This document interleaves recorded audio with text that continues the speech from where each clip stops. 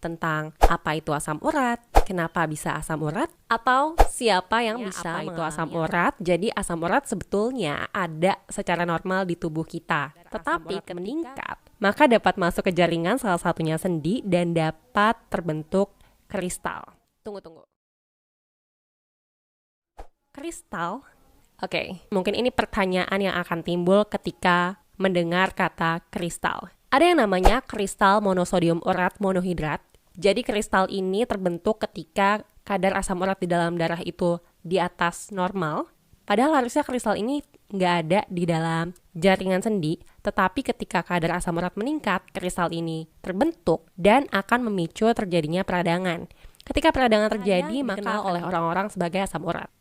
Asam urat yang dikenal di masyarakat Indonesia memiliki istilah medis yaitu gout arthritis. Gout arthritis ini terjadi karena adanya hiperurisemia. Hiper adalah tinggi, urik adalah asam urat, dan emia adalah darah. Jadi hiperurisemia adalah keadaan asam urat yang tinggi di dalam darah yang bisa menimbulkan gout arthritis. Cuma gout arthritis itu nggak selalu menimbulkan gejala. Ketika gout arthritis menimbulkan gejala seperti nyeri sendi, itu memiliki istilah lain, yaitu gout attack. Gejalanya adalah nyeri sendi mendadak, sendi bengkak, atau bisa juga kemerahan. Ketika ditekan atau bahkan hanya sekedar dipegang, itu juga rasanya bisa nyeri banget. Tapi gout attack ini lebih cenderung timbul karena adanya perubahan kadar asam urat di dalam darah. Bingung? Oke. Saya kasih contoh. Di sini ada Tono dan Tony.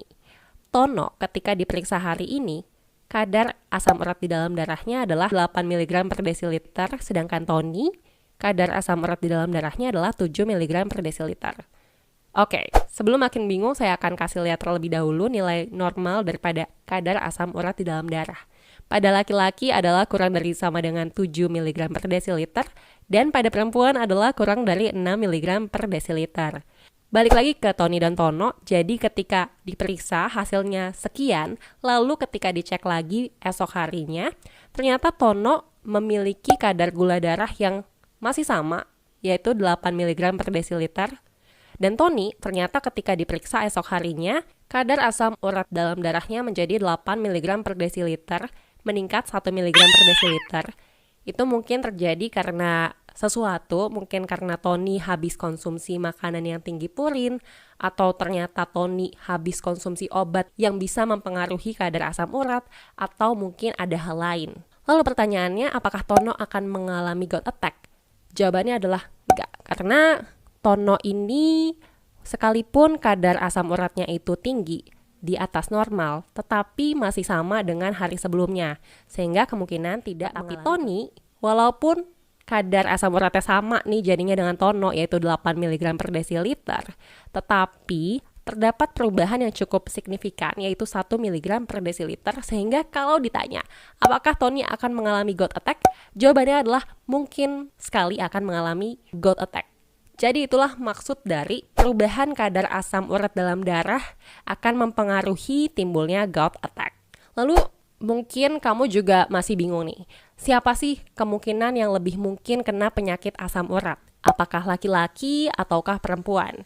Jawabannya adalah laki-laki. Jadi orang-orang yang mengalami asam urat atau gout arthritis itu lebih banyak laki-laki karena pada perempuan itu ada satu hormon yang spesial, yaitu hormon estrogen, di mana salah satu fungsi hormon estrogen ini bisa membantu untuk menjaga agar kadar asam urat tetap normal. Sehingga pada perempuan itu cenderung jarang mengalami asam urat kecuali ada kelainan tertentu.